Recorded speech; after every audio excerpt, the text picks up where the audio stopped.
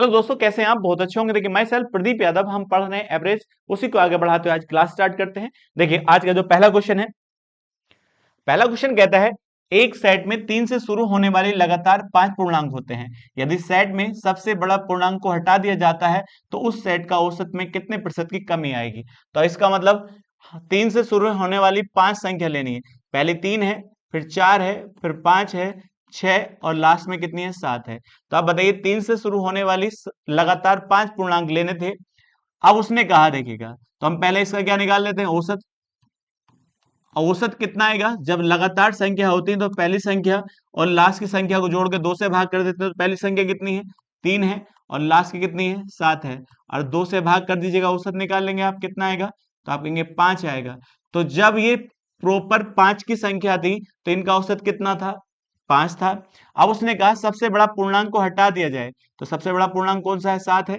इसको हटा दें तो कितनी रह जाएंगी? 3 है, 4 है, 5 है और 6। ये अब भी लगातार है, तो इनका औसत कितना हो जाता है? तो इनका औसत कैसे निकाला जाएगा? तो आप कहेंगे पहली संख्या और लास्ट की संख्या, तो पहली 3 है और लास्ट की कितनी है? 6 है। तो 3 और 6 9 होता है, उसका आधा कर देंगे तो औसत निकल जाएगा, नहीं निकल जाएगा? तो औसत कितना आएगा? तो आप कहेंगे 4.5 आ जाएगा। तो अब बताइए, जैसे ही बड़ा पूर्णांक को हटाया गया तो औसत कितना हो जाता है? 4.5। पहले कितना था? 5 था। तो कितने की कमी आई? तो कमी आई है 0.5 की। और किससे कमी आई है? 5 से। और परसेंटेज निकालने के लिए गुणा किससे करते हैं? 100 की। तो आप देखिएगा, पॉइंट हटाएंगे, नीचे जीरो आ जाएगा, इसको इससे डिवाइड करेंगे 10, और एक जीरो से एक जीरो कट जाएगा। तो कितने परसेंट की औसत में कमी आई है? 10% की औसत में कमी आई है, और यही इसका आंसर हो जाता है। चलते हैं नेक्स्ट क्वेश्चन पर। नेक्स्ट क्वेश्चन क्या कहता है, देखिएगा। नेक्स्ट क्वेश्चन ने कहा एक छात्र के अंक 68 की बजाय 88 के रूप में दर्ज किए गए, इसी कारण कक्षा का औसत अंक, देखिएगा, 0.5 बढ़ जाता है। तो छात्रों की संख्या ज्ञात करिए। तो एक छात्र था, उसके अंक कितने काउंट होने थे? 68 काउंट होने थे, लेकिन उसके स्थान पर औसत निकालते समय कितने लिखे गए? 88। और इस कारण से औसत जो है, जो सही औसत था, जो औसत हमने निकाला है, वो कितना हो जाता है? 0.5 बढ़ जाता है। तो सही औसत से कितना बढ़ जाता है? 0.5। इसका मतलब 0.5, देखिएगा, हर लड़के के पास अंक बढ़ जाते हैं। औसत बढ़ने का मतलब हर बच्चे के साथ 0.5 अंक ज्यादा हो जाते हैं, जितने भी थे सही से। तो अब बताइए, गलती देखिएगा कितने की गई? तो आप कहेंगे 68 की जगह 88 लिखा गया, तो गलत कितने जुड़े गए? और ये गलत अंक सब बच्चों पे बटे होंगे, और जब सब बच्चों पे बटे तो हर बच्चे पर कितना अंक ज्यादा मिला? 0.5। तो आप कह सकते हैं हर बच्चे पर 0.5 ज्यादा मिला। तो अब कितने अंकों को बांटा गया? 20 को। तो कितने बच्चे वहां पर होने चाहिए? तो आप कह सकते हैं 40 बच्चे होने चाहिए। यदि 40 बच्चे होंगे तभी 0.5%, देखिए, 0.5 औसत बढ़ेगा, अन्यथा नहीं बढ़ पाएगा। तो अब यही इसका आंसर हो जाता है। तो कितने बच्चे थे? 40 बच्चे। बड़ा अच्छा सवाल है, ध्यान रखना। देखिए, अगला क्वेश्चन है, वो कहता है लगातार 5 संख्याओं का औसत n है। आप देखिएगा, 5 लगातार संख्या, तो मैं आपसे कह सकता हूं कोई सी मान सकते हैं, एक मान लीजिएगा, दो मान लीजिएगा, 3 और 4 और 5, 5 लगातार संख्या मानी। तो हमारे हिसाब से औसत कितना होना चाहिए? तो आप कहेंगे जब लगातार संख्या होती है तो पहली संख्या और लास्ट की संख्या को जोड़कर आधा कर देते हैं तो औसत निकल जाता है। तो औसत कितना होना चाहिए हमारे अनुसार? तो आप कहेंगे 6, और 6 का आधा कितना होता है? 3 होना चाहिए। अब उसने आगे क्या कहा? उसने कहा यदि दो संख्या और शामिल कर ले, तो पहले एक तो थी, 2 है, 3 है और 4, 5। अब दो संख्या और शामिल कर ले, 6 और 7। तो अब भी ये लगातार है, तो अब लगातार संख्या का औसत कितना होगा? तो आप जानते हैं पहली संख्या और लास्ट की संख्या, तो पहली संख्या 1 है और लास्ट की कितनी है? 7/2। तो कितना हो जाता है? 8। 8/2 हो जाएगा। तो 8/2 का मतलब क्या? औसत कितना हो? 4। तो पहले कितना था? 3 था, और 3 से कितना हो जाता है? 4। तो औसत कितना बढ़ा? 1। तो यही आपसे पूछा है कि औसत कितना बढ़ जाएगा? 1 बढ़ जाएगा। आगे बढ़ते हैं नेक्स्ट क्वेश्चन पर। नेक्स्ट क्वेश्चन ने कहा m संख्याएं हैं, उनका औसत कितना है? n² है। तो अब मुझे बताना, m संख्याएं हैं, तो m का मतलब ये कितनी भी संख्या हो सकती है, 10, 20, हमें नहीं पता। m संख्या, उनका क्या निकाला है? औसत निकाला है। तो औसत कितना आया है इनका? n² आया है। तो अब मैं कह सकता हूं m संख्याओं का योग निकाल सकते हैं। तो योग क्या होता है? औसत। औसत कितना है? n²। और कितनी संख्या होगा? m का। तो ये क्या आ चुका है? n संख्याओं का योग आ चुका है। इसी प्रकार से आगे क्या कहा? n संख्याओं का आपको क्या दे रखा है, औसत दे रखा है। और औसत कितना दिया है आप बताइएगा, उसने कहा m स्क्वायर दे रखा है। तो इनका भी हम क्या निकाल सकते हैं, योग निकाल सकते हैं। तो योग कैसे निकालेंगे आप बताना। तो योग क्या होगा, औसत और कितनी संख्या होगा n का, तो ये क्या आ चुका है, योग आ चुका है। लेकिन आपसे पूछा है m प्लस n संख्याओं का औसत। तो औसत क्या होता है, योग बट्टे संख्या। तो योग किसका, m और n संख्याओं का योग। तो m का कितना है, n स्क्वायर m, और प्लस n का योग कितना है, m स्क्वायर n। और ये कितनी संख्या है, m और प्लस n। तो ये क्या निकाल लिया है आपने, औसत निकाल लिया है। अब देखिएगा, और आंसर आपको इस फॉर्म में नहीं लिखा है, तो एम एन ऊपर से कॉमन हो जाएगा। तो ऊपर से जब m और n कॉमन होगा, तो देखिएगा यहां से कॉमन क्या हुआ, m और n। तो यहां से m भी निकला और n भी निकला, तो केवल यहाँ क्या बचेगा, n। और इसी प्रकार से यहाँ बचेगा m, और नीचे क्या है, m प्लस n है। तो हम इसको इससे डिवाइड करेंगे, तो क्या बच जाएगा, m और n। तो इनका औसत कितना आएगा, m और n आएगा। ये क्वेश्चन कई बार पूछा जाता है, x बाई में पूछा जाता है और m n में पूछा जाता है। चलते हैं नेक्स्ट क्वेश्चन पर बढ़ते हैं। देखिए, राकेश 50 समकालीन सदस्य वाले कोचिंग संस्था को संचालित करता है। तो मैं कह सकता हूं कितने सदस्य हैं, 50 है, और 35 समकालीन सदस्य का औसत वेतन कितना है। तो इसका मतलब 50 सदस्य हैं और उनमें से 35 का औसत वेतन जो दे रखा है वो कितना दे रखा है, औसत वेतन कितना दिया है, 37,500 है। आगे कहा, और लेकिन 50 सदस्य का औसत वेतन दे रखा है, मासिक वेतन दे रखा है 50। तो 50 का तो दिया है कितना, तो 30,000 एवरेज है मासिक वेतन। तो आप कहेंगे जब यहाँ 35 थे और टोटल 50 हैं, तो कितने बचे हैं, 15 सदस्य। इनका आपको नहीं पता है। तो अब मैं आपसे कहूं, देखिएगा एलिगेशन मेथड लगा सकते हैं। तो यहाँ कितना है, देखिए रेशियो, दोनों का रेशियो बनाइए। तो 5 से काटिए, 5 से कितना होता है, 15 होता है, 5 सत्ते 35। इसका मतलब सदस्यों का अनुपात कितना है, 7:3 है। अब एक बात बताइए, एलिगेशन में क्या होता है, ये एक से बड़ी वैल्यू होती है और एक से छोटी वैल्यू होती है। जब इसमें से इसे घटाएंगे तो यहाँ कितना आएगा, 7,500 आएगा, नहीं आएगा। बस इसमें से इसे घटाएंगे तो इधर वैल्यू तो हम निकाल नहीं सकते, पर हम जानते हैं ये अनुपात किसका आएगा, इन दोनों का अनुपात आएगा। और इन दोनों का अनुपात हमें दे रखा है, ये 7 है तो ये कितना है, 3। तो इसका मान 3 है, तो 3 रख सकते हैं, नहीं रख सकते, क्योंकि अनुपात जो ये होगा वो इन दोनों का अनुपात होना चाहिए।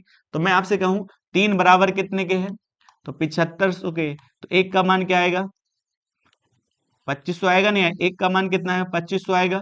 तो इधर वाले का अनुपात कितना होगा, 7। और 7 होने के लिए 25 सत्ते कितना होता है, तो आप कह सकते हैं 25 सत्ते 175 होता है, 17,500 आना चाहिए। यदि यहाँ 17,500 आएगा तभी तो दोनों का अनुपात कितना बनेगा, 7:3 बनेगा। तो अब एक बात बताओ, यहाँ 17,500 आना चाहिए, तो यहाँ कितना है, 30,000। तो यहाँ वैल्यू कितनी होनी चाहिए, तो आप कहेंगे इसमें से ये घटे, क्योंकि एक से बड़ी होती है और एक से छोटी होती है। तो इससे तो ये क्या है, छोटी है, तो इससे तो बड़ी होगी। तो इसका मतलब ये इससे मान छोटा होगा, तो कितना घटाएं ताकि 17,500 आ जाए। तो आप निकाल सकते हैं 12,500। इसका मतलब 12,500 घटेगा किस में से, 30,000 में से। तो कितना आएगा, 17,500 आएगा, नहीं आएगा। तो यही तो आपसे पूछा था कि 15 सदस्यों का मासिक वेतन कितना होना चाहिए, 12,500। यदि आपसे गुणा से करेंगे तो थोड़ा लंबा पड़ जाएगा, अगर आप ऐसे करना चाहें तो आसानी से हो भी सकता है। देखिए एलिगेशन मेथड था। 8 छात्रों का औसत वजन कितना है, 48 किलोग्राम है। अब एक बात बताइए, कितने हैं, 8 छात्रों का औसत वजन जो है, औसत वजन कितना दे रखा है, 48 किलोग्राम दे रखा है। तो अब मैं आपसे कह सकता हूं ये औसत वजन है, तो कुल वजन निकाल सकते हैं हम, कुल वजन निकाल सकते हैं। तो कुल वजन कैसे निकालेंगे, 48 गुणा 8, 8 अट्ठे 64 होता है, 8 चौक 32 होता है, और 32 और 6 कितना होता है, 38 होता है। इसका मतलब 8 छात्रों का कुल वजन कितना हो चुका है, 384 किलोग्राम हो चुका है। आगे कहा, उसने कहा यदि 44 किलोग्राम औसत वजन वाले 4 छात्र और 58 किलोग्राम वाले कितने छात्र, वो कहता है 4 छात्र और शामिल हो जाते हैं। इसका मतलब इसमें शामिल होते हैं 4 छात्र, मगर इनका औसत वजन कितना है, औसत वजन है इनका 44 किलोग्राम। तो अब इनका भी हम कुल वजन निकाल सकते हैं। तो कुल वजन जब निकालेंगे, तब एक बात बताइए, 4 से गुणा कर दीजिए, 4 चौक 16 होता है, और 4 चौक 16 और 1 17 है। तो इनका वजन कितना आ चुका है, 176 आ चुका है। बिना गुणा के भी कर सकते हैं, ध्यान रखिएगा। फिर और 4 शामिल हो जाते हैं, तो इनका औसत जो शामिल हुए हैं और इनका औसत वजन कितना है, तो इनका वजन है 58 किलोग्राम। तो यहाँ वजन निकाल लेंगे, तो 8 चौक 32 होता है। अब 4 पंजे 20 और 20 और 3 कितना होता है, 23 होता है। तो आप बता सकते हैं, देखिएगा हमारे पास उसने पूछा पहले 8 का, फिर 4 का और बाद वाले 4 का वजन टोटल निकाल लिया है। और उसने पूछा है 16 छात्रों का औसत वजन निकालिए, तो 16 छात्रों तो टोटल जोड़ लीजिएगा 16, क्योंकि 8 ये और 8 ये, 8 8 16 होगा। देखिए 6 4 10 और 2 12 होता है। इसी प्रकार से 8 और 7 15 होता है, 15 और 3 18 होता है, 18 और 1 19 हो जाएगा। अब यदि आपसे मैं कहूं यहाँ पर 3 और 1 4 और 4 2 6 होता है और 6 और 1 7 हो जाएगा। तो टोटल वजन कितना आया है, 792 आया है। 792 कितने का आया है, तो आप कह सकते हैं 16 का। औसत कैसे निकालेंगे, तो 792 को हम किससे भाग कर देंगे, 16 से, तो औसत निकल जाएगा। अब डायरेक्ट भाग कर लीजिएगा, तो अब बताना 792। अब मैं आपसे कहता हूँ कितनी बार जाएगा, 16 चौका 64 होता है, 16 चौका 64 होता है। बचा कितना है, यहाँ 5 बचा है और यहाँ कितना बचा, 1। अब यदि मैं आपसे कहता हूँ 16 नंबर कितना होता है, 144 होता है, तो कितनी बार जाएगा, 9 बार। 16 नंबर 144 होता है, बचा कितना, 8। तो 16 पंजे क्या होगा, 80 हो जाता है। यदि आपसे कहा जाए, देखिएगा तो इसका आंसर कितना आएगा, तो आप कह सकते हैं 49.5 आ जाएगा और यही इसका करेक्ट आंसर हो जाएगा। करना भारी नहीं है, गुणा भाग का क्वेश्चन है, कर सकते हैं। तो औसत वजन कितना आ चुका है, तो आप कह सकते हैं 49.5 किलोग्राम 16 छात्रों का वजन आ चुका है। चलते हैं नेक्स्ट क्वेश्चन पर। नेक्स्ट क्वेश्चन क्या कहता है, 25 35 और 40 छात्रों वाले क्लास 9 के 3 वर्ग हैं। सेक्शन 3 वर्ग के सेक्शन दे रखा है। पहले का औसत कितना है, 60 है, दूसरे का कितना है, 70 है और तीसरे का 80 है। अब बताइए सेक्शन कितने दे रखे हैं, 3 सेक्शन। तो पहले में कितने हैं छात्र, 25 छात्र हैं, और दूसरे सेक्शन में कितने हैं, तो वो कहता है 35 छात्र हैं, और तीसरे सेक्शन में वो कितने छात्र हैं, 40 छात्र हैं। पर इनका औसत कितना है, इनका औसत अंक जो है 60 है, कितना है, 60 है। लेकिन इनका औसत अंक कितना है, तो आप कह सकते हैं 70 है। और इनका जो औसत अंक है वो कितना दे रखा है, तो 80 दे रखा है। तो या तो इसका देखिए कोई औसत मान लीजिएगा या गुणा ही कर लीजिए, भारी है नहीं। तो अब मैं आपसे कहूं, देखिए 25 छक्का कितना होता है, 150 होता है। तो आप कह सकते हैं यहाँ पर टोटल अंक कितना आएंगे, 1500 आएंगे। इसी प्रकार से यहाँ अंक निकाल लेंगे, क्योंकि औसत 70 है और 35 छात्रों का। तो आप देखिएगा यहाँ गुणा करेंगे, 35 गुणा 70 होता है, 35 गुणा 70। तो ये क्या निकाल लिया आपने, कुल अंक निकाले सेक्शन बी के। तो मैं आपसे कहूँ 0 आएगा। 5 सत्ते 35 होता है। अब बताइए 7 21 और 3 कितना होता है, 24 होता है। तो इस सेक्शन के सभी प्राप्त अंक निकाल लिए। इसी प्रकार से यहाँ पर निकालेंगे, तो आप जानते हैं यहाँ कितना आएगा, 8 चौक 32 होगा, तो 3200 अंक यहाँ आ जाएंगे। तो सभी अंक निकाल लिए हर सेक्शन के। पर आपसे पूछा है सभी छात्रों के औसत अंक एक साथ बताने, तो यहाँ 0 आएगा, यहाँ 5 आ जाएगा। अब देखिए 5 4 9 और 9 और 2 कितना होता है, 11 होता है। अब मैं आपसे कहूँ यहाँ देखिएगा 1 हो जाएगा, 2 और 2 4 और 4 3 7 हो जाता है। तो एक 7150 टोटल अंक आए। तो आप कहेंगे 7150 टोटल अंक है, कितने छात्रों के, टोटल जोड़ेंगे तो यहाँ कितना आएगा, 10 आ जाएगा। 4 3 7 2 9 10 आ जाएगा। कितने हैं ये, 100। और 100 को देखिए किससे भाग कर दें, 7500। तो ये क्या आ जाएगा, औसत आ जाएंगे टोटल छात्रों का। तो देखिए 2 जीरो है, तो 2 जीरो से भाग करेंगे तो 2 स्थान पहले क्या लग जाएगा, पॉइंट लग जाएगा, 71.50 इसका करेक्ट आंसर हो जाएगा। चलते हैं नेक्स्ट क्वेश्चन पर।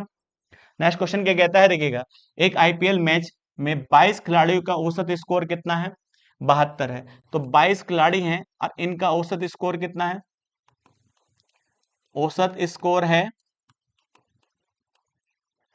औसत स्कोर दे रखा है 72 दे रखा है। तो आप बताइए 22 खिलाड़ियों द्वारा औसत स्कोर कितना रखा है, 72 रखा गया। आगे क्या कहा, इन 22 खिलाड़ियों में से 10 का, तो 10 22 में से ही 10 का औसत स्कोर जो है,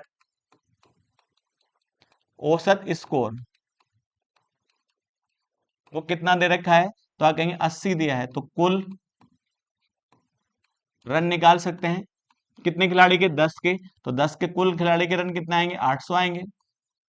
क्योंकि औसत कितना है 80 और 10 खिलाड़ियों का तो 800 आ चुके हैं। इसी प्रकार से इनमें से ही कितने हैं, 5 खिलाड़ी हैं, 5 खिलाड़ी का औसत स्कोर देखिएगा, 5 खिलाड़ी का औसत स्कोर कितना है, 75 है। तो इनके भी कुल रन निकाल लेंगे आप।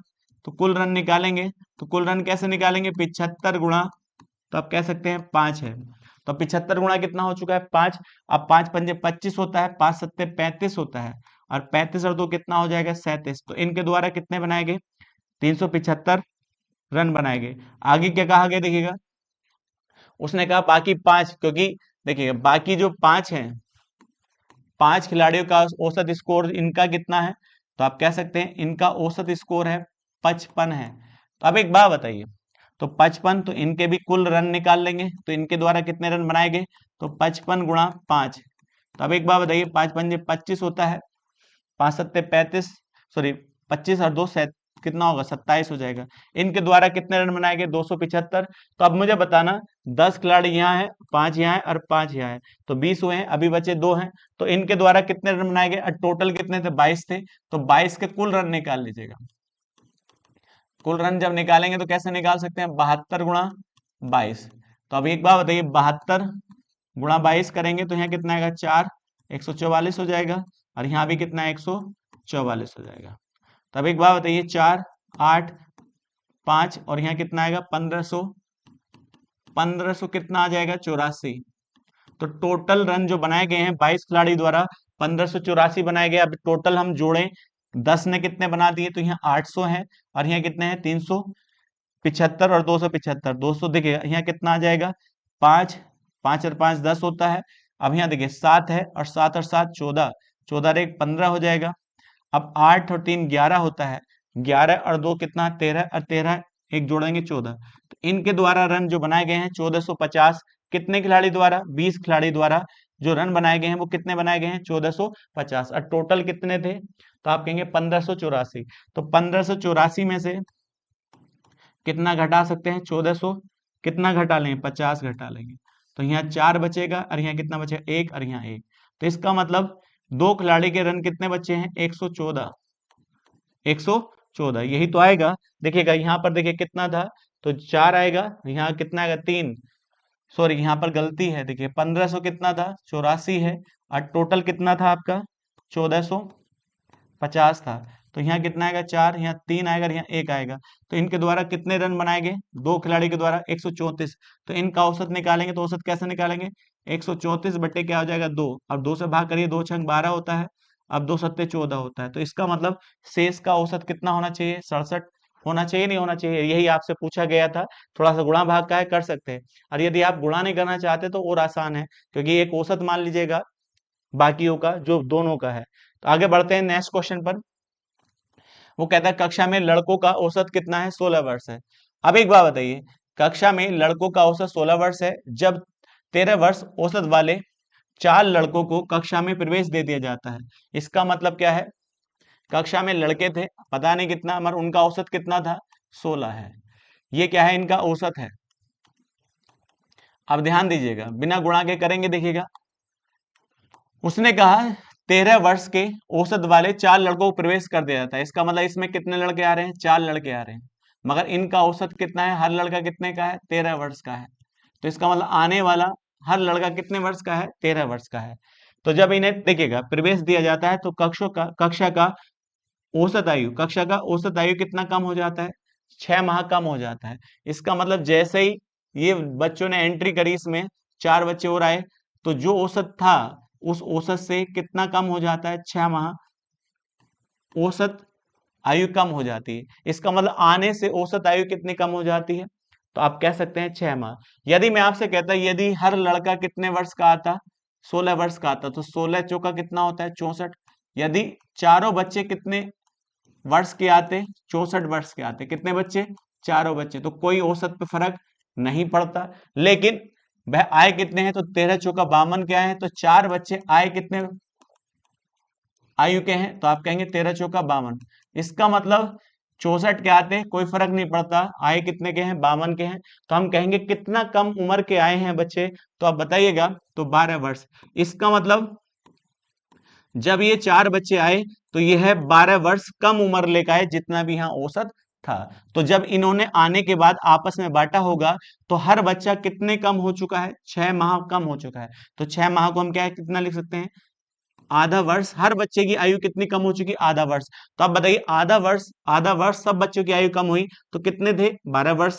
यदि 12 वर्ष को आधे आधे के हिसाब से बांटा जाए तो कितने बच्चों में बांटा जा सकता है, तो आप कह सकते हैं 24 बच्चों में बांटा जा सकता है। इसका मतलब ध्यान रखना ये दो तरीके से सवाल है यहाँ पर देखिए। तो आप कहेंगे 24 बच्चों में बांटा जा सकता है। इसका मतलब उनके आने से कितने बच्चे हो चुके हैं, 24 बच्चे। क्योंकि यहाँ पर जितने थे उसमें 4 बढ़ गए, तो आप कह सकते हैं यहाँ पर कितने बच्चे हैं, 24। तो आपसे ये पूछा है कक्षा की शुरुआत में कितने बच्चे थे, तो इस समय 24 हैं। 24 ही तो देखिएगा, 24 बच्चे तो 12.5 देखिए 12 वर्ष है, तो 12 वर्ष सॉरी 12 वर्ष को आधा आधा के हिसाब से हर बच्चे को देना है, क्योंकि हर बच्चा कितना कम हुआ है, 6 माह। 6 माह को कितना लिख सकते हैं, आधा। तो आप कहेंगे जब 12 वर्ष को आधा आधा बांटा जाए तो कितने बच्चे होने चाहिए, तभी तो आधा आधा बढ़ पाएगा 12 वर्ष को भैया। तब एक समय बताइए, इस समय कितने हैं, 24 है। मत आपसे 24 इस समय नहीं पूछा है, शुरू में पूछा है, तो शुरू में कितने होंगे, 20 होंगे। तो आंसर 24 मत मार देना देख के, पहला कितना मानना है, 20 आंसर, ध्यान दीजिएगा। देखिए आगे बढ़ेंगे। आगे यदि दो संख्याओं का औसत कितना है, 12 है, और इन्हीं दो संख्याओं का गुणनफल 119 है। तो आप बताइए दो संख्या है और दो संख्या हमें नहीं पता कौन सी है, मगर दोनों का औसत कितना दे रखा है, औसत दिया है वो कितना है, 12। देखिए 12 दिया है, तो अब बताइए 12 औसत दिया है, तो हम कह सकते हैं दो संख्या का औसत 12 है, तो इनका योग कितना होना चाहिए, तो योग जो होगा वो 24 होगा। कितना होगा, 24 होगा। अब आगे कहा यदि दोनों संख्याओं गुणनफल कितना है, जो दोनों संख्या है उनका गुणनफल कितना है, तो 119 है। तब एक बात बताइए, इन दोनों संख्या का योग कितना है, 24 है, और इनकी गुणा करें, इन दोनों की क्या करें, गुणा करें, तो कितना बनना चाहिए, 119 बनना चाहिए। तो आप जानते हैं 17 सत्ते कितना होता है, 119 होता है। 17 और 7 की गुणा करें तो कितना आना चाहिए, 119 आना चाहिए। इतना तो आपको पता भी होगा, मगर 17 और 7 को जोड़ें तो कितना आता है, 24 आता है। इसका मतलब हम कह सकते हैं एक संख्या हमारी 17 हो सकती है और दूसरी संख्या क्या हो सकती है, 7 हो सकती है। तो उसने पूछा दोनों संख्या के बीच का अंतर कितना होगा, तो दोनों संख्याओं के बीच का अंतर कितना होगा, 17 में से 7 जाएगा तो 10 आ जाएगा, और यही इसका आंसर हो जाता है। चलते हैं नेक्स्ट क्वेश्चन पर। नेक्स्ट क्वेश्चन क्या कहता है, एक छात्र के अंक 86 के स्थान पर गलती से 44 लिख दिए जाते हैं। इसका मतलब एक छात्र के अंक कितने थे, अब ध्यान रखिएगा, हमें नहीं पता छात्र कितने थे, उसमें से एक बच्चे के अंक थे 86, और 86 के स्थान पर कितने लिख दिए जाते हैं, 44। इसका मतलब ये है जो लिखने कितने थे 86, और 86 के स्थान पर 44 लिखे गए, और जो 44 लिखे गए उसके हिसाब से क्या आ चुका है, औसत आ चुका है। अब उसने आगे कहा इससे कक्षा के औसत में 3/2 की कमी आ गई। तो अब एक बात बताइए, हमारे हिसाब से कमी कितने की है, तो अब इन दोनों घटाइए, तो यहाँ कितना आएगा, 2 आएगा, और यहाँ पर कितना आएगा, 4 आएगा। इसका मतलब ये है हमसे कितना कम योग जुड़ा, 42 योग कम जुड़ा, क्योंकि जब 42 जोड़ेंगे तभी तो 86। तो जो योग जुड़ा है हमसे, तो उसमें कितना कम है, 46 कम है। इसका मतलब 46 और होता तो सही औसत होता। तो अब बताइए, तो हम कहेंगे 46, देखिए 46 को कितने में बांट दीजिए, 3 के हिसाब से, 3/2, 3/2। तो इसका मतलब इसको जब बांटेंगे तो बच्चों की संख्या आ जाएगी। तो आप जानते हैं 14 तिया 42 होता है, 14 दूनी 28 होता है। इसका मतलब यहाँ बच्चों की संख्या कितनी होगी, 28 होगी, और यही आएगा। इस तरह के सवाल कई सारे पीछे आ चुके हैं और आगे भी आपको मिलते रहेंगे। देखिए आगे बढ़ते हैं नेक्स्ट क्वेश्चन पर। उसने कहा इंपॉर्टेंट क्वेश्चन है, गलती होने के चांस सबसे ज्यादा रहते हैं इस सवाल, और आपने देखा वो कितने सवाल इसमें आ चुके हैं। तो वो कहता है 46 और कितना है, 99 के बीच अभाज्य संख्याओं का क्या निकाला, औसत निकालना है। अभाज्य संख्या क्या होती है, तो अभाज्य संख्या वह होती है जो आपस में, आप देखिए आपस में किसी संख्या से नहीं कटती, केवल अपने आप से कटे। तो बताइए 46 के बाद क्या आता है, 47। 47 क्या है, एक अभाज्य संख्या है। 48 अभाज्य संख्या नहीं होती है, जो है उसको लेना है। अब देखिए 48 के बाद 49, 49 नहीं होती, 50 नहीं होती, 51।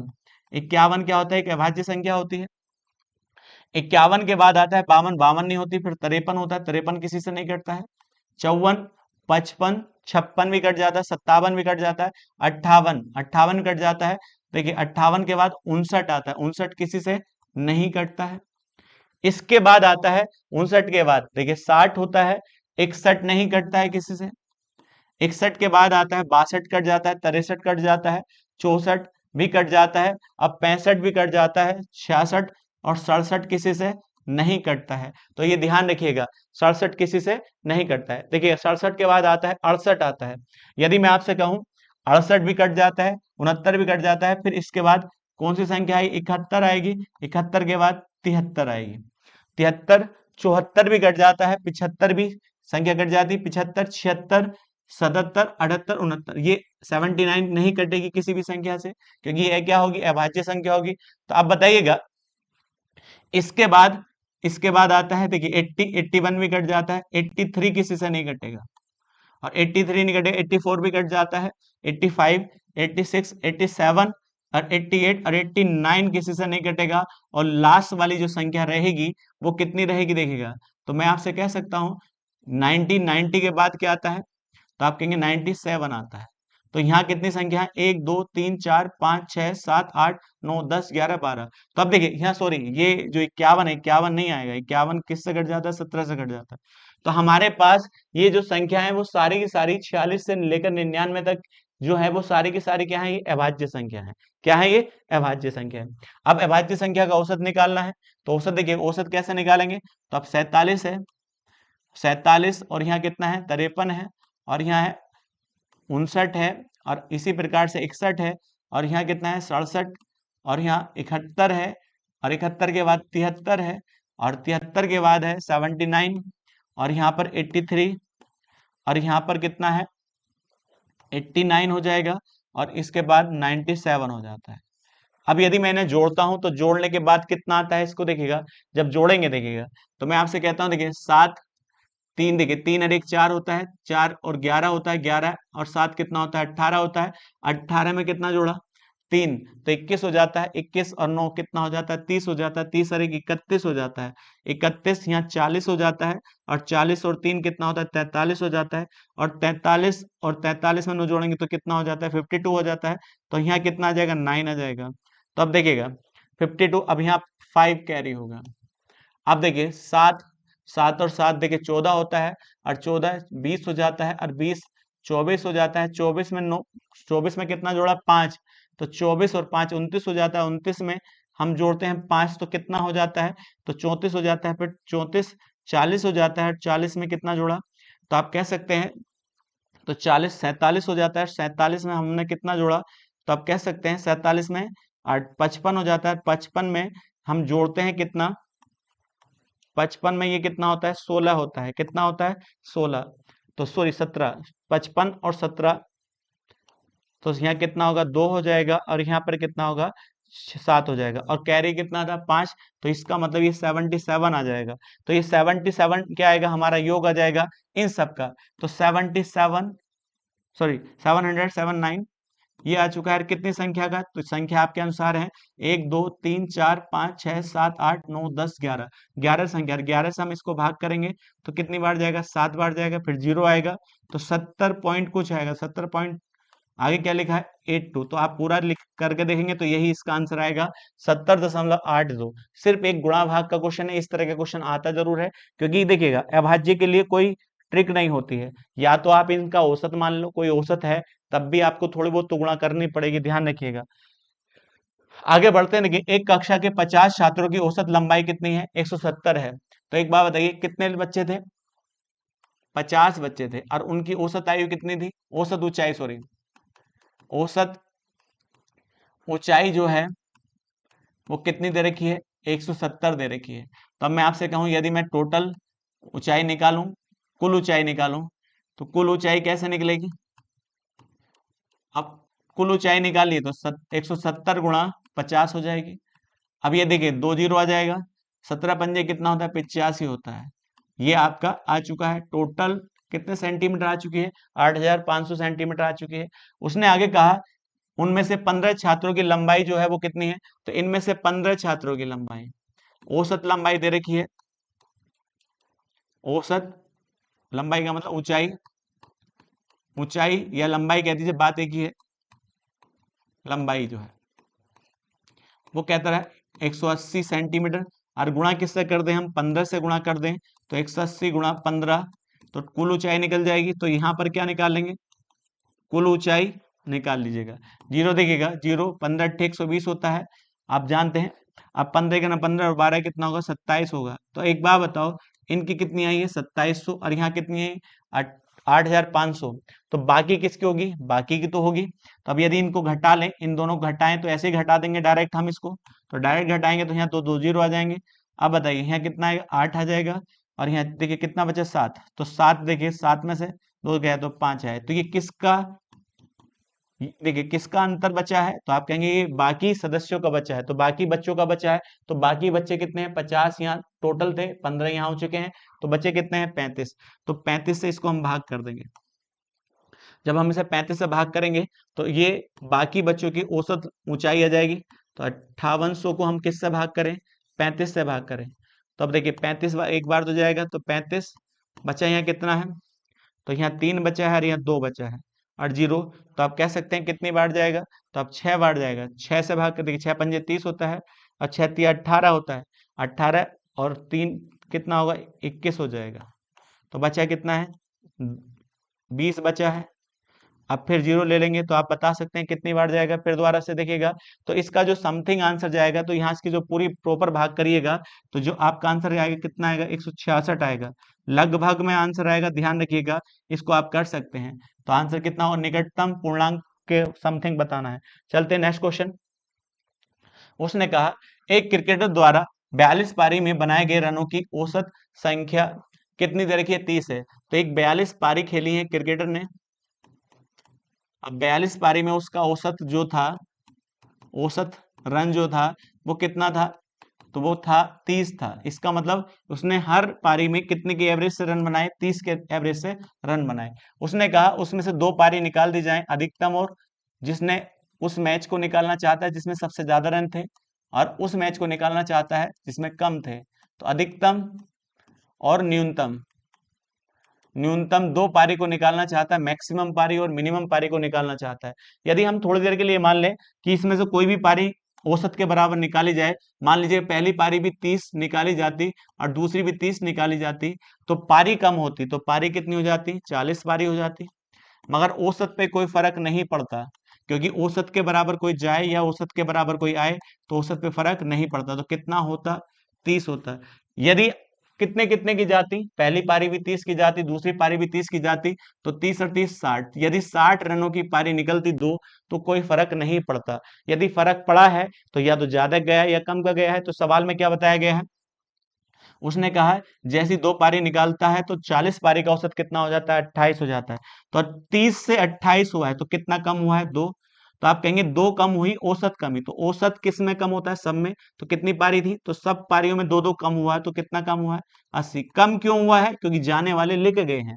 क्योंकि जाने वाले यदि लेके जाते हैं तो क्लास में या जो पारी बची है वह कम हो जाएंगी, नहीं हो जाएंगी। तो कितनी कम हुई है, 80। इसका मतलब 60 से कितना ज्यादा लेके गए हैं, तो आप कहेंगे 80 और लेके गए, तभी तो कम हुए हैं। तो इसका मतलब हम कह सकते हैं दोनों पारी जो हैं वो कितने की गई हैं, 140 की गई हैं। अब एक बात बताओ, इस अधिकतम पारी को हम x मान लें और न्यूनतम पारी को हम y मान लें, तो हम ये कह सकते हैं x और y दोनों पारी का योग कितना है, 140 से गुणा करके निकालोगे यही आएगा। अब बताइएगा, अब उसने कहा अधिकतम पारी न्यूनतम पारी से कितना अंतर रखती है, 100 का। तो इसका मतलब दोनों पारी का अंतर कितना है, 100 रनों का अंतर है। तो बस खत्म करिए सवाल। तो दोनों घटाइए तो ये प्लस हो जाएगा, ये माइनस हो जाएगा, और जब x x कट जाएगा तो y का मान कितना आ जाएगा। जब देखिए घटाएंगे तो यहाँ 40 आएगा, और 40 का तो यहाँ 2 आएगा, आधा कितना होता है, 20 होता है। इसका मतलब न्यूनतम पारी कितनी आ चुकी है, 20 आ चुकी है। और जब न्यूनतम पारी 20 है और दोनों पारी का योग कितना है, 140 है, तो आप कह सकते हैं तो पहली कितनी होगी, 120 होगी मैक्सिमम पारी, और ये कितनी होगी, 20 होगी। अब तुमसे यही तो पूछा है दोनों पारी कितने की होगी, तो उसके द्वारा पूछा अधिकतम पारी। तो अधिकतम पारी यहाँ कितने की है, 120 की है, और यही इसका आंसर हो जाता है। बड़ा एग्जाम में बहुत बार पूछा जाता है ये सवाल। चलते हैं नेक्स्ट क्वेश्चन पर। तो नेक्स्ट क्वेश्चन में क्या कहता है, राजेंद्र एक मल्टीनेशनल कंपनी में डिलीवरी बॉय का काम करता है। कंपनी उसे प्रति डिलीवरी के 90 रुपए का भुगतान करती है।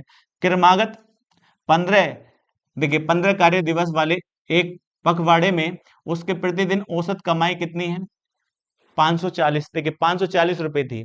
यदि उसने पहले 7 दिन की औसत कमाई कितनी करी, तो तो आप बताइए 15 दिन की कमाई का औसत कितना था 540, मगर उसने कहा पहले 7 दिन की कमाई। तो बड़ा अच्छा सवाल है, इस तरह क्वेश्चन बहुत बार आ चुके हैं।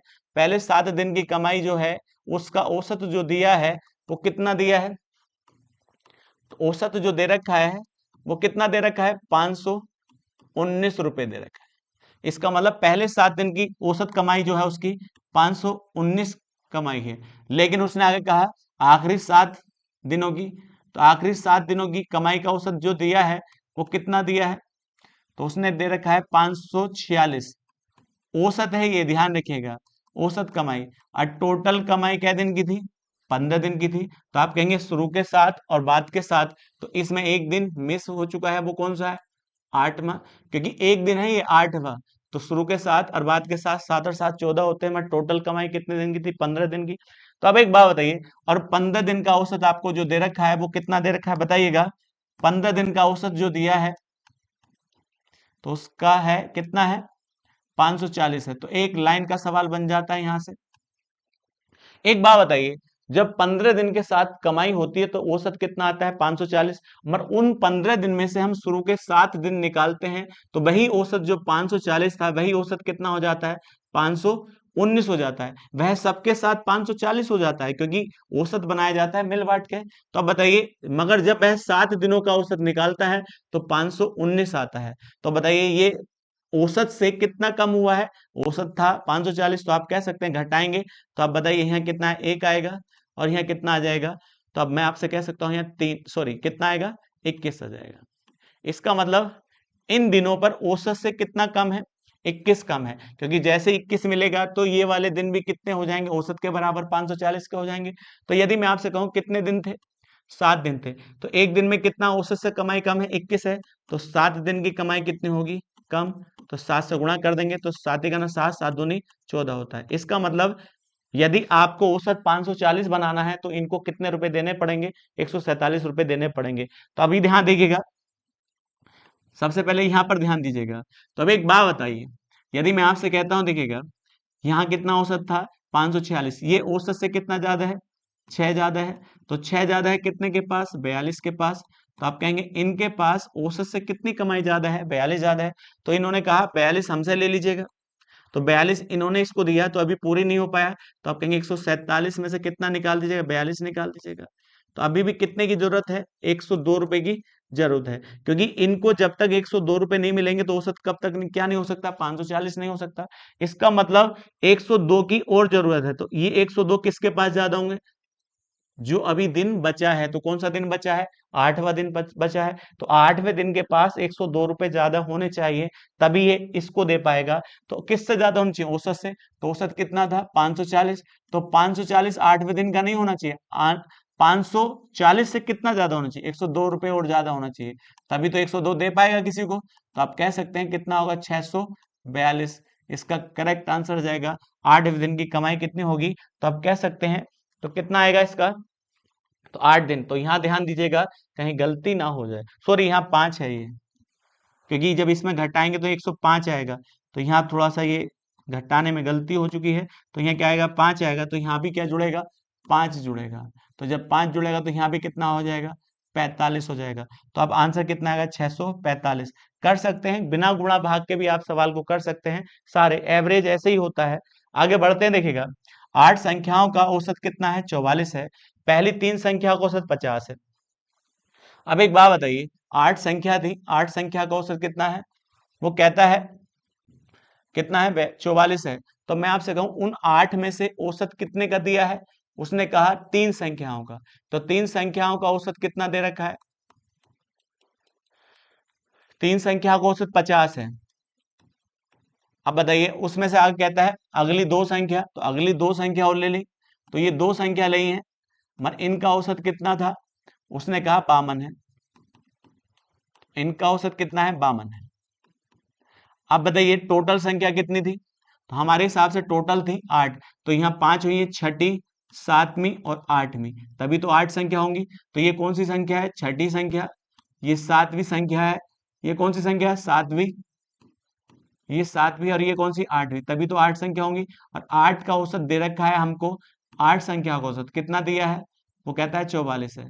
इसका मतलब ये 8 संख्या थी, और जब 8 की 8 संख्या एक साथ औसत बनाती है तो कितना बनाती है? 44 बनाती हैं। लेकिन जब 8 में से शुरू की 3 ली जाए तो उनका औसत निकाला जाए तो 50 आता है, और अगली 2 ली जाए तो उनका औसत निकाला जाए तो 52 आता है। मगर ये सबके एक साथ कितना औसत बनेगा? 44 बनेगा, क्योंकि एक साथ 44 बनाती हैं। तो अब एक बात बताइए, तो इसके पास औसत से कितना ज्यादा है? तो ध्यान रखिएगा, तो औसत से यहाँ पर कितना ज्यादा है? इनके पास 6। तो इनका मतलब इनको 6 निकालना पड़ेगा औसत एक साथ होने के लिए 44। ये किसी को 6 दे सकती हैं, और हर संख्या कितनी थी? तो 3 तो 6 थी 18। इसका मतलब इन तीनों संख्या के पास औसत से कितना ज्यादा है? 18। इसका मतलब ये 18 अपने आप से निकालेंगी तभी तो औसत के बराबर हो पाएंगी। और इनके पास कितना है देखिएगा, तो आप कहेंगे 8 ज्यादा है। तो इनके पास 8 है हर संख्या के पास, तो आप कह सकते हैं 8 दूनी 16। तो इनके पास 16 ज्यादा है औसत से, और इनके पास कितना ज्यादा है? 18 ज्यादा है। तो 16 और 18 कितना होता है आप कह सकते हैं? तो कह सकते हैं 34 है। तो इसका मतलब ये 34 जब तक यहां से नहीं निकलेगा, तो ध्यान रखिएगा, 34 जब तक यहां से नहीं निकलेगा तो औसत कितना नहीं बन सकता? 44 नहीं। तो ये 34 किसके पास जाएगा? तो ये उनके पास जाएगा जो संख्या बची, बोले कि 7 8, और देखिए 6 7 8 जो संख्या है इनके पास 34 जाएगा। बोले कि जब आप अपने आप को माने तो 34 कम मानना, क्योंकि मैं 34 फालतू हूं जो इनको दे सकता है। तो अब बताइए, यहाँ कहेंगे यहाँ कितना था? 44 44 44 नहीं होगा, 44 गुणा 3 है, तो 44 तिया कितना होता है? 4 तिया 12, 4 तिया 12 13। इसका मतलब 132 होगा इनका मान। तो ये 34 कहाँ जाएगा? तो 134, देखिए 34 को भी तो इसमें कम रखना है, तो इसका मान कितना कम रखिएगा? तो 34 कम रखिए, क्योंकि 34 कम होगा तभी तो ये इसके पास जाकर पूरा एवरेज कितना बना पाएंगे? 44 बना पाएंगे। तो अब बताइए यहाँ कितना आएगा? 8 होगा, और यहाँ कितना आ जाएगा? तो 9 हो जाएगा। इसका मतलब तीनों संख्या का योग कितना है? 98 है। आप गुणा करके निकालेंगे तब भी 98 ही आएगा। ध्यान से करिएगा, ज्यादा जल्दबाजी में गलती ना हो जाए। तो कौन सी संख्या? छठी, सातवीं, आठवीं संख्या का योग कितना है? 98 है। अब उसने आगे क्या कहा? उसने कहा छठी संख्या सातवीं और आठवीं से कितना कम है? तो छठी संख्या जो है, छठी संख्या सातवीं और आठवीं से कितना कम है? इससे 6 कम है, इससे 8 कम है। तो ये x मान लीजिएगा। तो ये कितना हो जाएगी? सातवीं कितनी हो जाएगी? कितना हो जाएगी? x प्लस 6 हो जाएगी, और ये कितना हो जाएगी? x प्लस 8 हो जाएगी। अब तीनों का सम मेरे पास कितना है? 98 है। तो ध्यान रखिएगा, अब 98 है, ध्यान रखिएगा इस बात का। तो मैं आपसे कह सकता हूं 3x प्लस कितना हो जाएगा? 8 6 14 होता है, और बराबर कितना हो जाएगा? 98 हो जाएगा। इसको इधर ले जाएंगे तो 3x बराबर कितने के हो जाएगा? तो अब इसे घटाएंगे तो यहाँ 4 आ जाएगा, और यहाँ पर कितना आ जाएगा? 8 आ जाएगा। तो यही तो आ जाएगा। तो अब बताइए कितना वैल्यू हो जाएगी? 4 हो जाएगा, और यहाँ 8 हो जाएगा। 3 से भाग करिएगा, 3 से जब भाग करेंगे तो x का मान क्या आएगा? 3 दूनी 6, और 3 अट्ठे 24 हो जाता है। तो इसका मतलब x की वैल्यू कितनी आ चुकी है? 28 आ चुकी है। तो अब बताइए ये 28 है, छठी संख्या कितनी? 28 है। और आपसे कौन सी पूछी है? आठवीं संख्या पूछी है। तो आठवीं संख्या कौन सी थी? x plus 8। तो 28 में 8 जोड़ेंगे तो कितना होता है? 36 होता है। तो आठवीं संख्या क्या होगी? 36 होगी, और यही आपका आंसर हो जाता है। तो आप कर सकते हैं, गुणा करके भी करना चाहेंगे तो आप गुणा करके भी निकाल सकते हैं, कोई दिक्कत नहीं होगी। 5 से शुरू होने वाली लगातार 10 विषम संख्याओं पर विचार करिए। देखिए 5 से शुरू होने वाली है, तो मैं यहां से कहूंगा 5 है, 6 है, विषम संख्या कौन सी है? लगातार 10 विषम संख्या है। तो 5 है, 7 है, तो आप बताइए 9 11 13 15 17 19 21, और यहाँ क्या हो जाएगा? 23। तो काउंट कर लीजिए, 1 2 3 4 5 6 7 8 9 10 हो जाएंगे। उसने कहा विचार करें पहली और दूसरी संख्या को छोड़कर उनमें से प्रत्येक को, तो पहली दो को छोड़ दें, तो पहली दो को छोड़ दें, और छोड़ने के बाद जो बची हैं प्रत्येक को 3 से गुणा करें। तो कितने से गुणा करें? 3 से। तो अब एक बात बताओ, पहले इनका औसत निकाल लेते हैं, इन सब का औसत निकाल लेते हैं जो छोड़ने के बाद बची हैं। तो कितनी संख्या बची है? 8। 8 संख्या बची है।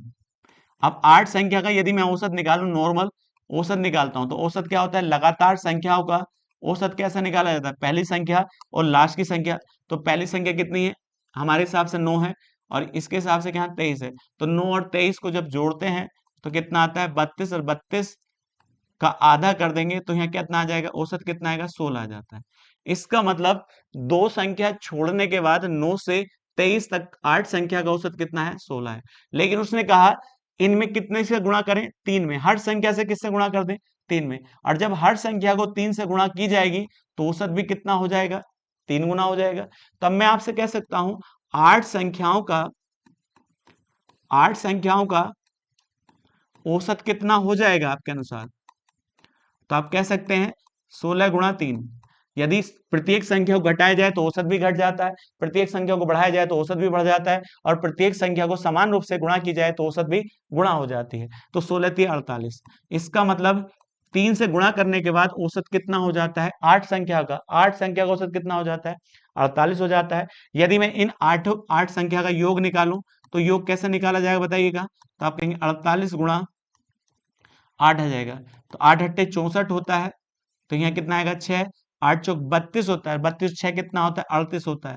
तो आप कह सकते हैं कि 8 की 8 संख्याओं का योग कितना हो चुका है 384 हो चुका है। कितना हो चुका है 384। लेकिन इसमें संख्या कौन सी छोड़ी थी 5 और 7 छोड़ी थी। मगर आपसे क्या पूछा है 10 संख्याओं का औसत ज्ञात करिए, तो ये 8 संख्या का है। यदि 10 संख्या बनाना चाहते हैं तो इसे जोड़ दीजिएगा, 5 और 7 कितना होता है 12 होता है। जैसे ही इसमें 12 जुड़ेगा तो ये कितनी संख्याओं का योग हो जाएगा, तो आप कह सकते हैं यहाँ कितना आएगा 6 आएगा, यहाँ 9 आएगा, यहाँ 3 आएगा। ये कितनी संख्या का योग हो जाएगा आपके हिसाब से, तो ये कितनी 10 संख्याओं का क्या हो जाएगा योग हो जाएगा। अब योग आपके पास है और औसत निकाला कैसे जाता है योग बटे संख्या, तो योग कितना है 396 और कितनी संख्या होगा 10 का, तो 0 से भाग करेंगे तो आंसर क्या आएगा, देखिए 39.6 औसत हो जाता है 10 संख्याओं का। यही इसका करेक्ट आंसर हो जाएगा। चलते हैं नेक्स्ट क्वेश्चन पे बढ़ते हैं अगले। नेक्स्ट क्वेश्चन क्या कहता है, यदि 3 अंकों की संख्या, तो 3 अंकों की संख्या दे रखी है आपको 335 है, और दूसरी कितनी है 2x5 है, और तीसरी है x35 है, और चौथी जो है 63x है, और यहां पर दे रखा है 406 है, और इसी प्रकार से इनका औसत जो दिया है क्या दे रखा है, इनका औसत दे रखा है। औसत जो है आपके अनुसार कितना है 411 है। अब एक बात बताइए कितनी संख्या है, ये संख्या कितनी है 1 2 3 4 5, और 5 का औसत कितना है 411 है। तो हम इनका योग निकाल सकते हैं पांचों का। तो योग कैसे निकालेंगे, 411 क्या है औसत है कितनी संख्या होगा 5 का, तो 5 से गुणा कर दीजिएगा, 5 ही करना 5, 5 ही करना 5, 5 चौक 20। इसका मतलब हम कह सकते हैं इनका योग कितना होगा 2055 होगा सभी का। अब एक बात बताओ, इनको हम जोड़ें थोड़ी देर के लिए देखिएगा, तो मैं आपसे कह सकता हूं 335 है, 2x5 है, और यहाँ पर x35 है, और इसी प्रकार से 3x है, और आप कह सकते हैं यहाँ कितना है 406 है, और टोटल योग कितना आना चाहिए 2055 आना चाहिए। तो मैं आपसे कह सकता हूँ इकाई के स्थान पर क्या आना चाहिए 5 आना चाहिए। जैसे मैं जोड़ता हूं देखिएगा 5 और 5, 5 कितना होता है 10, 5 से 15, और 15 और यहाँ पर कितना है, तो आप कह सकते हैं 15 और कितना हो जाएगा यहाँ पर, तो 21 हो जाएगा। 21 है, तो आप बताइए 21 में इकाई अंक कितना होता है 1 होता है, और आना कितना चाहिए 5। तो इस x का मान कितना होना चाहिए 4 ही तो होना चाहिए, क्योंकि जैसे ही 4 रखोगे x के स्थान पर, तो इनको जोड़ने पर इकाई के स्थान पर क्या आने लगेगा 5 आने लगेगा। तो हम ये कह सकते हैं कि x का मान हर जगह कितना होगा 4 ही होगा, और जब x का मान निकाल लिया है तो अब सवाल करने में टाइम नहीं लगेगा। तब एक बात बताइए x का मान कितना है 4 है, तो 4 में से गया 3 हो जाएगा। इसी प्रकार से 4 में से कितना गया 3 गया, तो यहाँ क्या हो जाएगा 1 हो जाएगा, और 4 3 7 हो जाएगा, और 4 5 कितना हो जाएगा 9 हो जाएगा। इनका औसत निकालना है, तो औसत कैसे निकालेंगे आप बताइए, 3 और 3 6, 6 अरे कितना होता है 7 होता है, 7 और 9 कितना होता है 16, और कितनी संख्या है 4, और इससे हम भाग करें तो औसत कितना आ जाएगा 4 ही आ जाएगा नहीं आ जाएगा। तो बाकी सवाल भारी नहीं है, हल्का है, कर सकते हैं। चलते हैं नेक्स्ट क्वेश्चन पर। नेक्स्ट क्वेश्चन क्या कहता है, नवंबर माह में एक कला प्रदर्शनी आयोजित की गई, सप्ताह के वीक डेज पर और वीकेंड पर आने वाले, इसका मतलब क्या है वीकेंड जो पूरे सप्ताह का एंड जो होता है रविवार के दिन, कितने प्रदर्शनी देखना आते हैं 750, और बाकी दिनों जो आते हैं वो कितने आते हैं 450 व्यक्ति आते हैं। तो कहते हैं माह का पहला दिन सोमवार है, पहला दिन कौन सा है सोमवार। तो अब बताइए नवंबर में कितने दिन होते हैं, तो आप कह सकते हैं नवंबर में कितने दिन होते हैं? 30 दिन होते हैं। और पहला दिन, नवंबर का पहला दिन क्या है? सोमवार है। आप बताइएगा, सोमवार है तो अगला सोमवार कब होगा? 7 दिन बाद, 8 को होगा। फिर अगला सोमवार कब होगा? 8 दिन बाद होगा। तो आप कहेंगे 15। फिर देखिएगा, तो मैं आपसे कह सकता हूँ 7 दिन बाद, तो 7 15 हो जाएगा। फिर देखिए 22 होगा, और फिर क्या होगा? 29 होगा। तो अब एक बात बताइए तो वीकेंड कब होगा? तो वीकेंड आप जानते हैं, देखिएगा तो ये आप बताइए वीकेंड कब होगा? यहाँ पर होगा, यहाँ होगा, यहाँ होगा और यहाँ होगा। क्योंकि वीकेंड किसको कहा जाता है? रविवार को कहा जाता है। तो रविवार यहाँ भी होगा, यहाँ भी होगा, क्योंकि सोमवार से पहले रविवार आएगा। फिर यहाँ भी होगा, यहाँ भी होगा। तो आप कह सकते हैं नवंबर महीने में इस के अनुसार कितने, देखिएगा कितने आएंगे? 4 वीकेंड आएंगे, तो रविवार आएंगे। तो अब बताइए 4 रविवार आएंगे, तो बाकी दिन क्या होंगे? कितने दिन होंगे? तो आप कह सकते हैं यहाँ कितने दिन हैं? आप बताइएगा। अब मैं आपसे कहूं, देखिएगा तो वीकेंड की बात कर रहा है, तो अब एक बात बताइएगा। और यहाँ पर देखिए रविवार और शनिवार को दोनों को लिया जाएगा, क्योंकि वीकेंड देखिए शनिवार और रविवार को दोनों को बात करेगा। तो मैं आपसे कहूंगा 4 तो क्या होंगे? वीकेंड होंगे। तो उसके साथ किससे गुणा करेंगे? 2 से गुणा करेंगे। तो रविवार और शनिवार की दोनों की, तो 8 हो जाएगा। तो इसका मतलब 8 दिन जो रहेंगे, कितना औसत रहेगा? 750 रहेगा। बाकी दिन कितने? 30 दिन का होता है महीना, तो बाकी दिन कितना होंगे? 22 दिन होंगे नॉर्मल डेज। नॉर्मल डेज में कितना औसत रहता है? तो वो कहता है, देखिएगा 450 रहता है।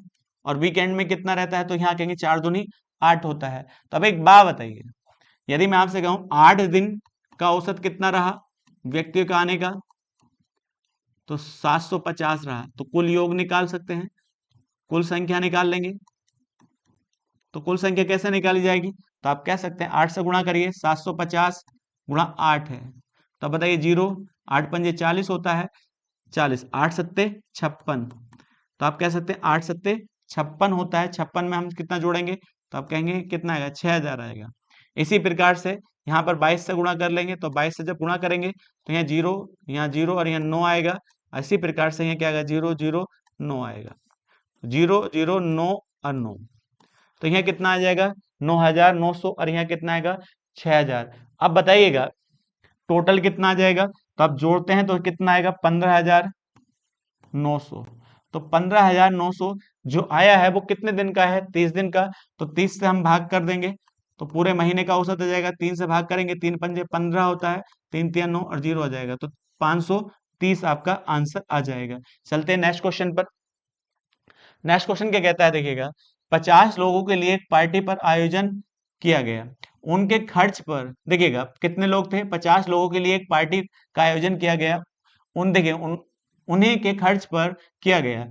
अब उनमें से प्रत्येक ने कितने? 48 व्यक्ति ने कितने रुपए खर्च करे? 950 रुपए का भुगतान किया। इसका मतलब कितने व्यक्ति पार्टी करने गए थे? 50 गए थे। 50 में से 48 ने अपने खर्च पे कितना पैसा खर्च किया? तो आप कहेंगे 950 रुपए प्रत्येक ने। तो ये क्या होगा? इनका औसत खर्च होगा। लेकिन जैसे ही 49 और 50, तो 2 व्यक्ति हैं, तो ये 49 है, 50 गए तो 50 थे। पर बारे में किसके बताया गया? 48 के बारे में बताया गया। 950 का भुगतान किया, जबकि अन्य 2 समूह के औसत खर्च से, तो इसका मतलब है, ध्यान रखिएगा, जबकि अन्य 2 ने समूह के औसत खर्च, समूह का मतलब कितना समूह है?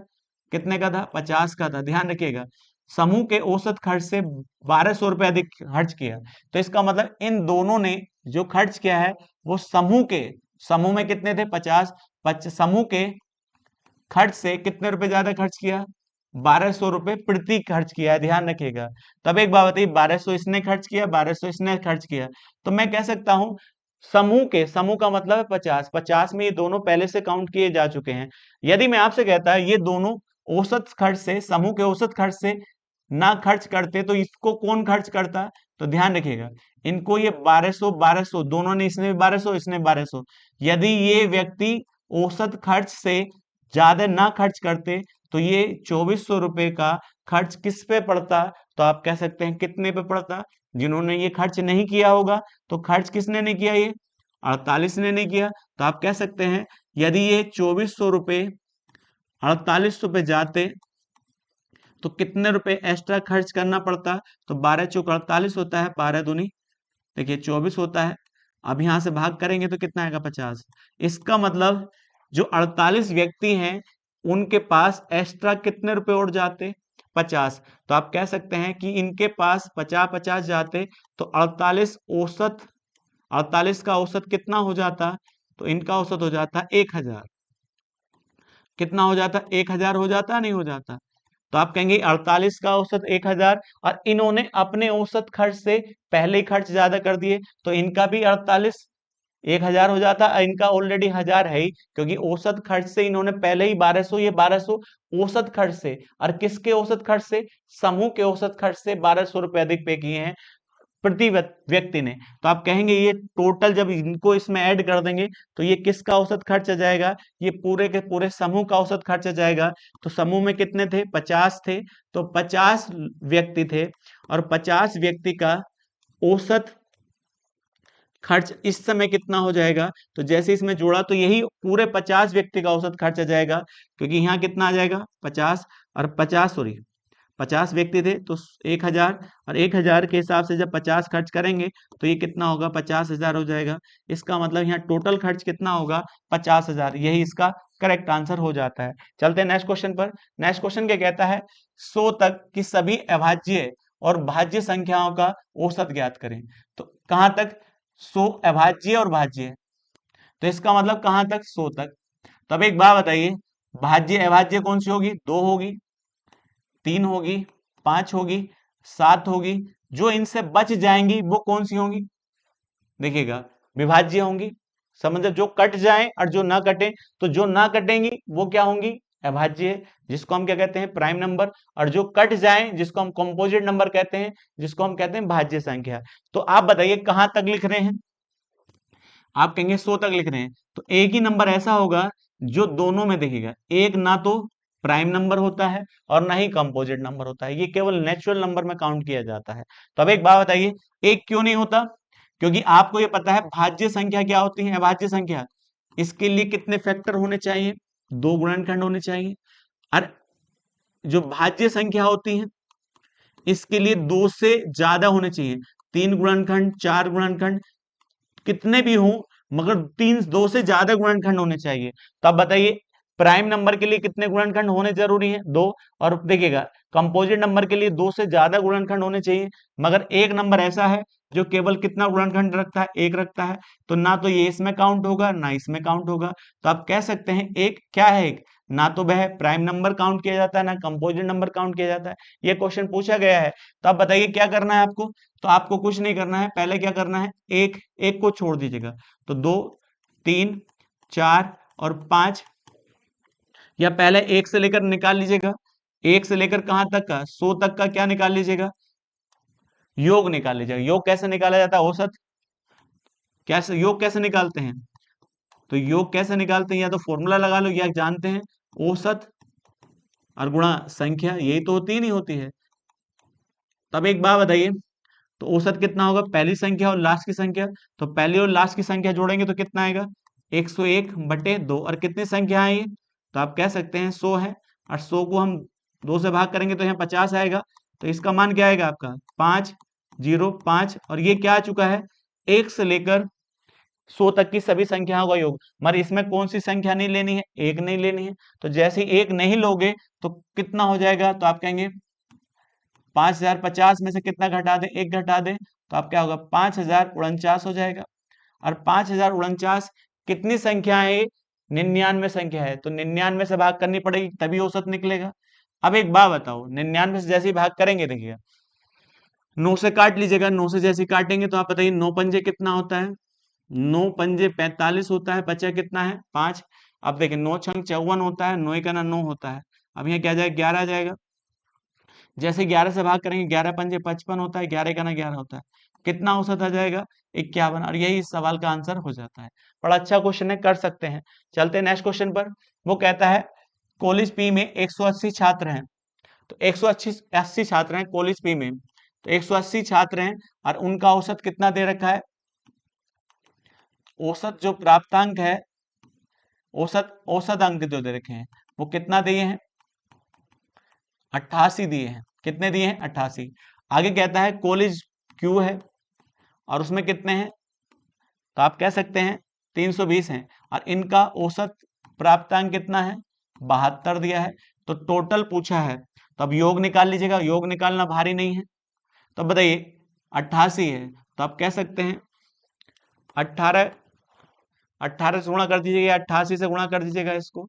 तो अब देखिए 0 आएगा, 8 अट्ठे 64 होता है, या 18 अट्ठे कितना होता है आप जानते हैं, 144 होता है। इसी प्रकार से यहाँ 0 4 4 और यहाँ क्या आ जाएगा, 1 आ जाएगा, 0 4 8 5 और यहाँ 1 आ जाएगा।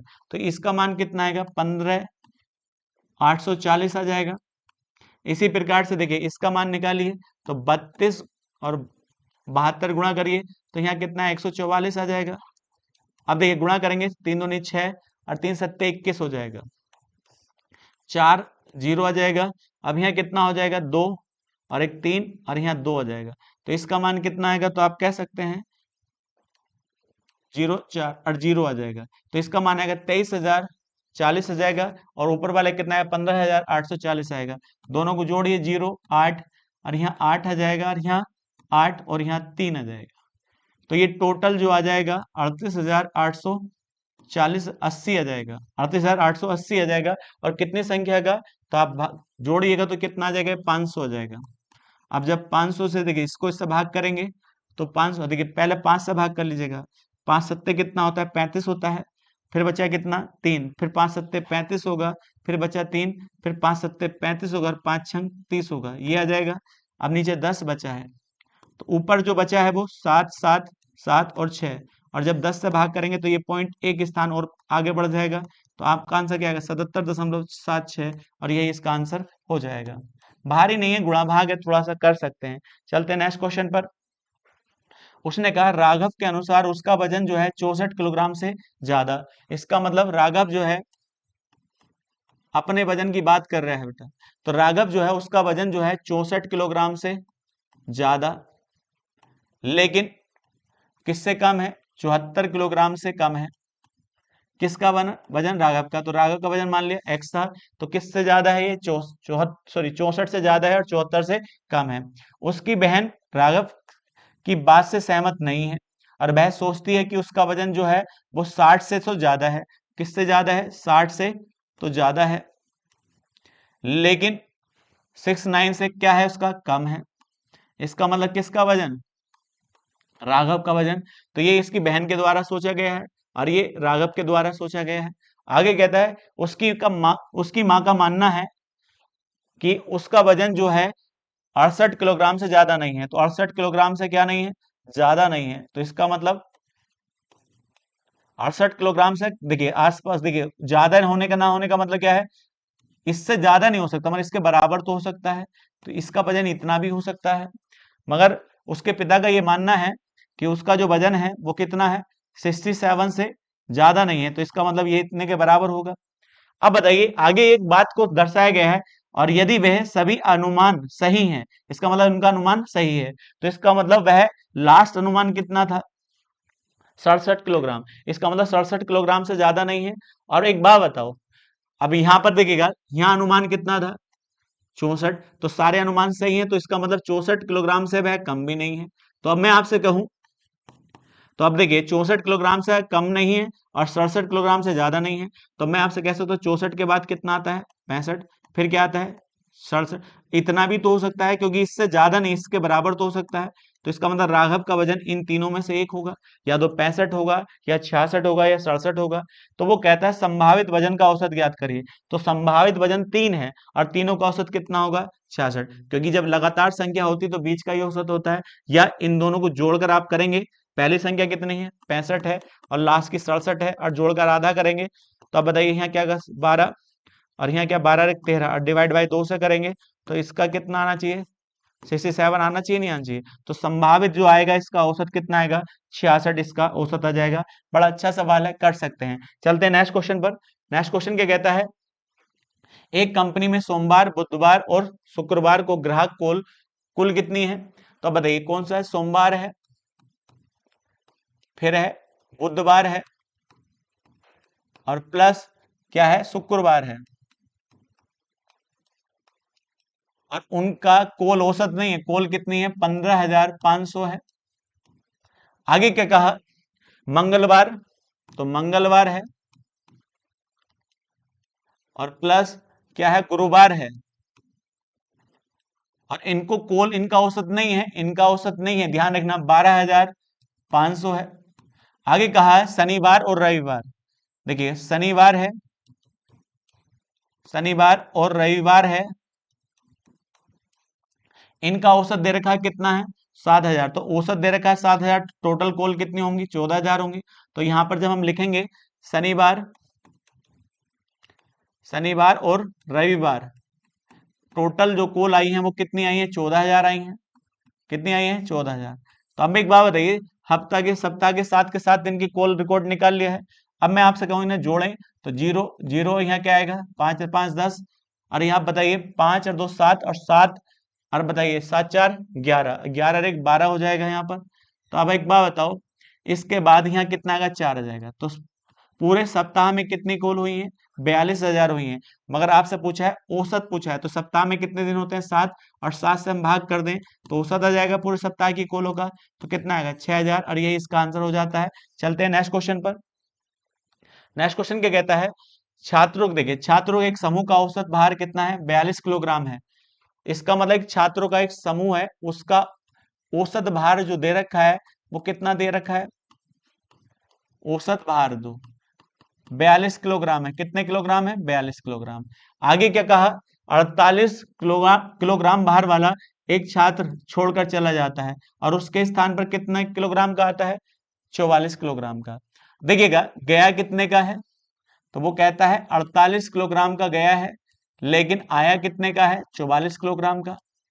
तो उसके आने से संख्या सेम रही, जाना एक गया एक ही वापस आया है, मगर आने से औसत कमी कितनी हो जाती है, ध्यान रखिएगा, औसत भार कितना हो जाता है, वो कहता है 41.6 हो जाता है। तो कम कितना हुआ, तो आप कह सकते हैं कमी कितने की हुई, तो यहाँ कमी कितनी हुई, 42 में से कितना कम हुआ है, 0.4, तभी तो ये आया होगा।